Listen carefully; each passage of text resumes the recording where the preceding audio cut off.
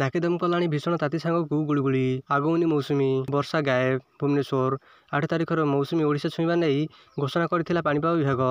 ମାଲକାନଗିରି ଜିଲ୍ଲାର କିଛି ଅଞ୍ଚଳକୁ ପ୍ରବେଶ କରିଥିଲା। କିନ୍ତୁ ସେବେଠାରୁ ମୌସୁମୀ ନା ଆଗକୁ ବଢ଼ୁଛି ନା ଏହାର ପ୍ରଭାବରେ ବର୍ଷା ହେଉଛି।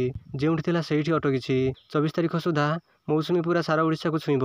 ଏହା ପ୍ରଭାବରେ ବର୍ଷା ହେବ ବୋଲି ପାଣିପାଗ ବିଶେଷଜ୍ଞମାନେ ଆକଳନ କରିଛନ୍ତି। ରବିବାର ରାଜ୍ୟର ଅଧିକାଂଶ ସ୍ଥାନରେ ଗୁଳିଗୁଳି ହୋଇଛି। ଭୁବନେଶ୍ୱର ସମେତ ଉପକୂଳ ଓଡ଼ିଶାରେ ଭୀଷଣ ଗୁଳିଗୁଳି ଅନୁଭୂତ ହୋଇଛି।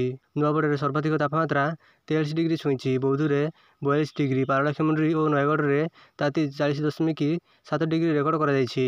ଅଧିକାଂଶ ସ୍ଥାନରେ ତାତି 40 ଡିଗ୍ରୀ ତଳେ ଥିଲେ ବି ଗୁଳିଗୁଳି ଅନୁଭୂତ ହୋଇଛି। ତେବେ ଆସନ୍ତା ସପ୍ତାହ ଯାଏ ପୁରା ଓଡ଼ିଶାକୁ ମୌସୁମୀ ଅଗ୍ରସର ହେବାର କିଞ୍ଚିତ୍ ସମ୍ଭାବନା ଅଛି। ପୁରା ରାଜ୍ୟରେ ମୌସୁମୀ ଛୁଇଁବା ବେଳକୁ 24 ତାରିଖ ହୋଇଯିବ। ଏହା ପୂର୍ବରୁ ଭଲ ବର୍ଷା ହେବ। 19 ତାରିଖରେ ଦକ୍ଷିଣ ଓଡ଼ିଶାରେ ପ୍ରବଳ ବର୍ଷା ହୋଇପାରେ। 20 ତାରିଖ ସୁଦ୍ଧା ଭୁବନେଶ୍ୱର ସହିତ ଅନେକ ସ୍ଥାନରେ ମୌସୁମୀ ପହଞ୍ଚିବ। ପାଣିପାଗ ବିଭାଗର ପୂର୍ବାନୁମାନ ଅନୁସାରେ 17ରେ ଦକ୍ଷିଣ ଓଡ଼ିଶାର କିଛି ସ୍ଥାନରେ ବର୍ଷା ହୋଇପାରେ। କିନ୍ତୁ ଉପକୂଳ ଓଡ଼ିଶାରେ ଗୁଳୁଗୁଳି ଜାରି ରହିବ। 18ରେ ଉପକୂଳ ଓଡ଼ିଶା ସମେତ ଦକ୍ଷିଣ ଓଡ଼ିଶାର ଅଧିକାଂଶ ସ୍ଥାନରେ ଘଡ଼ଘଡ଼ି ସହ ବର୍ଷା ହେବ। ଉପକୂଳରେ ଗୁଳୁଗୁଳି ଜାରି ରହିବ।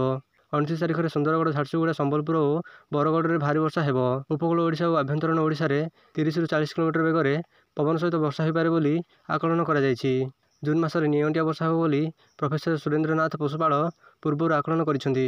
ଏହିଭଳି ଲାଟେଷ୍ଟ ନ୍ୟୁଜ୍ ଜାଣିବା ପାଇଁ ଆମ ଚ୍ୟାନେଲକୁ ଏବେ ହିଁ ସବସ୍କ୍ରାଇବ୍ କରି ପାଖରେ ଆସୁଥିବା ବେଲ୍ ଆଇକନ୍କୁ କ୍ଲିକ୍ କରନ୍ତୁ, ଯାହାଦ୍ୱାରା ଆପଣ ସର୍ବପ୍ରଥମେ ଲାଟେଷ୍ଟ ନ୍ୟୁଜ୍ ଜାଣିପାରିବେ। ଭିଡ଼ିଓଟିକୁ ଶେଷ ପର୍ଯ୍ୟନ୍ତ ଦେଖିଥିବାରୁ ଧନ୍ୟବାଦ।